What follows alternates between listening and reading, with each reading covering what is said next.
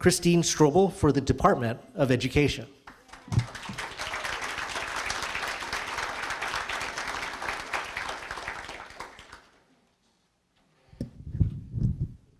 Okay, I will step out. Good morning, everybody. My name is Christine Strobel. I'm with the Communications Office at the Hawaii State Department of Education. I'm very excited to be here. We have at the DOE been thinking about how we can be a partner and an agent of change for the state's Hawaii Green Growth Initiative. We've been talking about it for some months now. And one of the things we started kicking around was this idea of a central curricular database that could support our schools in this work. How many of you have seen a sustainability project at a school, whether you saw it in person or you saw it on social media, invasive species removal, water cleanliness, food waste diversion, anything? Just raise your hands. Seen it, familiar with it? Okay, that's not bad. That's about 25% of the room. But that does kind of illustrate the problem and the challenge we have. Not every school and not every student is engaged in this work. And we would really love them to be. Because we have in our system 180,000 students, 20,000 educators and support staff, 293 schools across all of the islands. So imagine if we can take that 25% I saw in the room and scale that to the full size and capability of this system. Think of all the work we could be doing. So if we could go to the next slide, we can talk about what the 5 components of this system would be. So part of the challenge in getting this in every school is providing them the resources to easily access it and launch it. The reason it's happening now is because there are innovative teachers and innovative principals out there who just do it. They do it despite not having a centralized resource to draw from. So the schools are really driving this. Teachers and students working together. They're the ones who are coming up with the projects. They can also do the alignment work to our HA policy, which, getting back to what Governor Ige said earlier today, it's about going back to when we were a sustainable community of people, because we had to be. It's also harnessing the dispositions and strengths of that host culture. It stands for belonging, responsibility, excellence, aloha, total well-being, and Hawaii.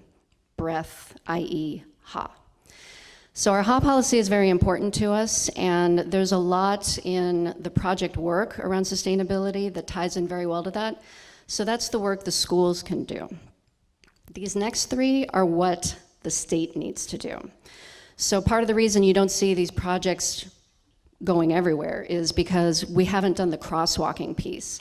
We need to connect these to our academic standards.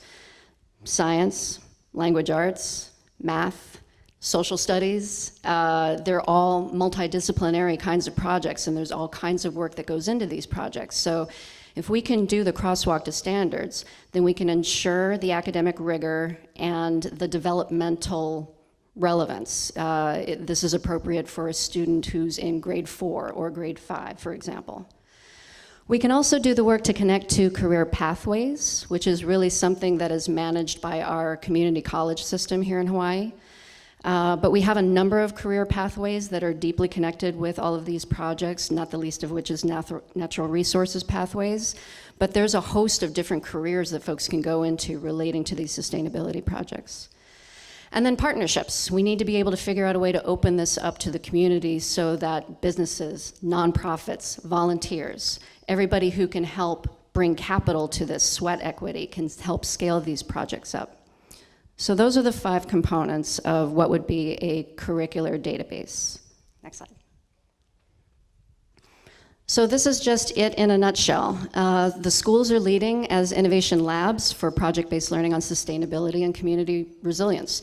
They're already doing it. We just want to help build up a system to make sure that all of our schools can start doing this and we can reach all of our students. And then the specialist support. We do the crosswalking piece to standards, to career pathways, and to partnerships.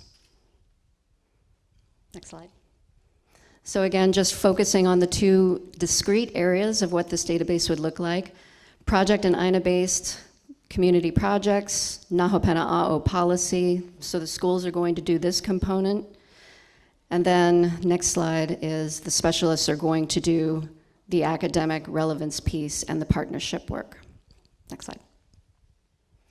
So this gives you an idea of what we mean by there's a lot of this work out there already, but part of the problem is we just don't have a central place for all of it. This is the central place, it's on this slide. But there's a lot of exceptional work out there. The ethnomathematics department at UH, for example, they've actually done some of the crosswalk to standards for us. It's a really remarkable resource. So I was clicking through there like a nerd going, wow, these are so many wonderful projects. We need to get these into our schools. But there are others that don't have that crosswalking piece. There's a lot of great educational resources from the Worldwide Voyage, Malawa Honua with the Hokulea. World Conservation Congress came through here in 2016, and there's a lot of resources associated with that. The UH Manoa Institute for Sustainability and Resilience, Kokua Hawaii Foundation, they do a lot of our school gardens work, recycling projects. The Aloha Challenge, the watershed, there's a whole slew of projects associated with that. Some of our schools are involved in that as well. Navaya Kolu, that's a Iolani-led resource about water quality issues around our communities.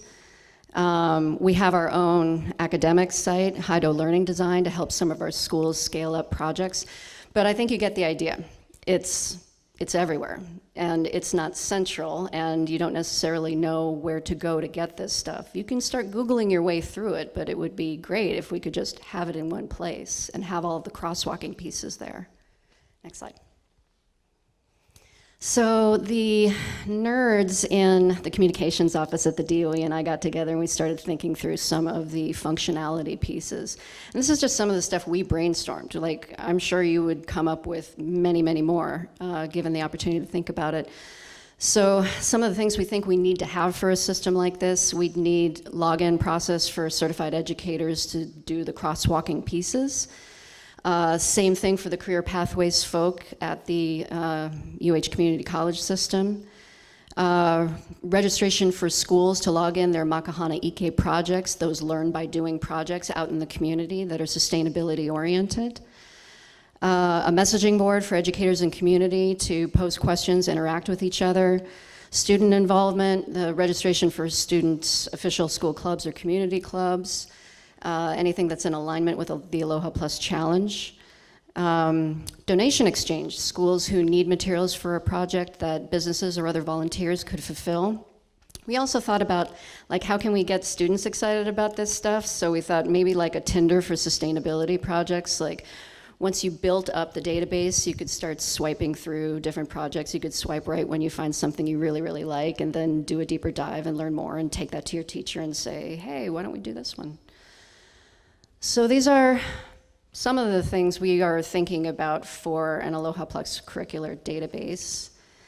And I think I might have maybe 3 or 4 minutes, I'm not sure, if anybody has some immediate questions. Otherwise, I will be available later today for more questions.